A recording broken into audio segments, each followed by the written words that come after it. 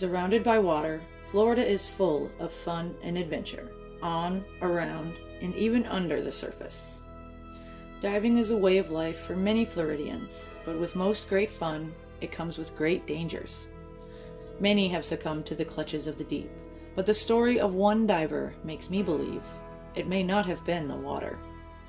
Around 2010, Ben McDaniel was going through what some would call a rough patch. He'd gone through a difficult divorce, his construction company went bankrupt, he owed a significant amount to the IRS, and endured the tragic death of his younger brother. Surrounded by not much good, his parents sent him to Santa Rosa Beach, where they had a second home, so he could try to put himself back together. Time in the sun, on the beach, and in new surroundings seemed to do Ben good. He had a new girlfriend, and his parents said he was happier than they'd seen him in a long time. He took up scuba diving, becoming a regular at the Vortex Springs in Ponce de Leon.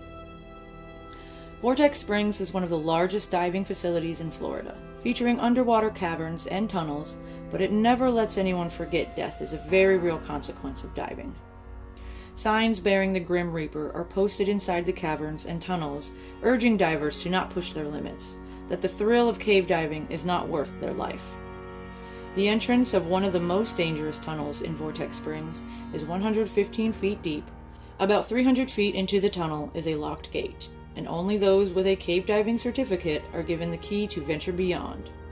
Employees at Vortex Springs were familiar with Ben, knew that he was not a diver experienced enough to go beyond the fence, but he boasted about his diving skills nonetheless.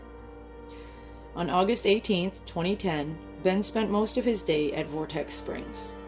He performed one dive in the afternoon, then was seen by multiple witnesses around the site. Around 7:30 p.m., he entered the water again. Two employees of Vortex Springs, Chuck Cronin and Eduardo Terran, were finishing their own dive and saw Ben descending. These employees suspected Ben had been breaking through the fence in the most dangerous tunnel, and for some reason, Eduardo Terran followed Ben down and opened the gate for him. He says he watched Ben enter, then he returned to the surface. Both men say they usually wait for any divers they know are below to resurface, but that night neither man waited. They went about their business, and no one ever saw Ben McDaniel again. Not for lack of trying, however. It took about 2 days for employees at Vortex Springs to realize a truck in the parking lot had not been moved. They discovered it to be Ben's truck and immediately launched an exhaustive search. Over the next 36 days, Vortex Springs was a flurry of diving activity, looking into the tiniest of openings for a clue. There was no evidence of Ben being inside the cave system. No sign of disturbed sediments, no proof of decay, no evidence of decay, no unusual animal or plant activity. The only proof of Ben being inside the spring were 2 abandoned spare oxygen tanks. Other divers thought this odd because the tanks would have been needed toward the end of Ben's dive. Leaving them at the entrance of the tunnel rendered them useless. Also, the tanks were filled with pure oxygen instead of the usual mixture of gases that are used for scuba diving. During the search, the best divers in the world were attracted to Vortex Springs. They explored further and deeper into the cave than ever before. They all agreed Ben's body was not inside. Ben's parents were unsatisfied by this outcome and began offering reward money. They first offered $5,000, but eventually raised the amount to $30,000, thinking more money would push divers to be more thorough or try harder. But that would prove to be a step too far. A diver at the Vortex, Larry Higginbotham, was found dead inside a tunnel, having passed through at least 4 very tight restriction points. Others speculated he was pushing himself through places he wouldn't normally go in pursuit of the reward money. Ben's parents had a change of heart and began to believe their son could not be so well hidden inside the Vortex. They took down their offer of reward money and focused on other theories.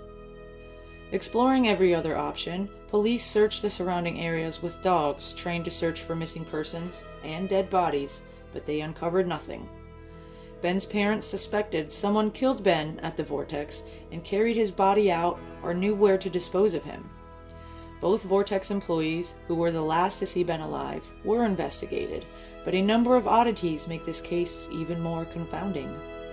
Eduardo Turan was given a lie detector test that should have lasted about an hour, where examiners would have been able to ask questions in multiple ways to ensure continuity. Eduardo's test lasted for only 3 questions before he was determined to not be a suspect. Looking into the other employees of the Vortex, something in the criminal history of owner Lowell Kelly piqued investigators' interest. He'd been involved in a dispute with a former employee who owed him money.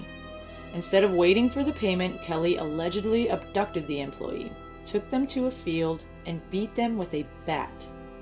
He pled no contest to these charges and was due to serve jail time, but in December of 2010, he fell down a set of stairs at the Vortex, causing a head injury that he never recovered from.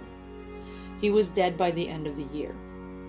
This only fueled Ben's parents' theory that he was murdered at the Vortex and someone was doing away with the witnesses. It's been over 8 years since Ben McDaniel vanished into the dark waters beneath Florida, and his family is no closer to knowing his fate. Did he meet his end at Vortex Springs and nature carry his body away? Was someone determined to not let him leave the Vortex alive? Why would Eduardo Turan open the gate for an uncertified diver to go into more dangerous territory? There are so many questions surrounding Ben's disappearance.